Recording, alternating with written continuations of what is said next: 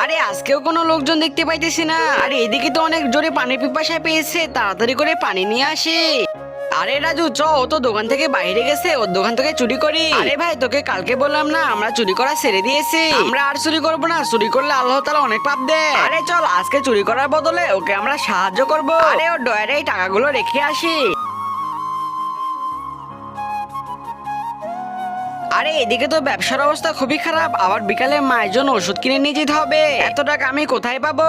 আরে এখানে টাকা কোথা থেকে এলো? তার আগে বন্ধুরা আমি শুনেছি 10 জন যদি আমিন বলে তাহলে তার দোয়া কবুল হয়ে যায়। আমি মন থেকে দোয়া করে দিলাম যে আমার ভিডিওতে লাইক সাবস্ক্রাইব করবে, আল্লাহ যেন তার পরিবারকে অনেক সুখে রাখে। আর বন্ধুরা তোমরা সবাই কমেন্ট বক্সে আমিন লিখে যাবে। হে আল্লাহ, যে আমার এইখানে টাকা রেখে আমাকে সাহায্য করেছে, তুমি তাকেও তার পরিবারকে অনেক ভালো রেখো। আরে ভাই দেখ, একটি মানুষকে সাহায্য করলে মানুষটা আল্লাহর কাছে দোয়া করেছে। হ্যাঁ ভাই তুই ঠিক বলেছিস, আমরা চুরি করবো না।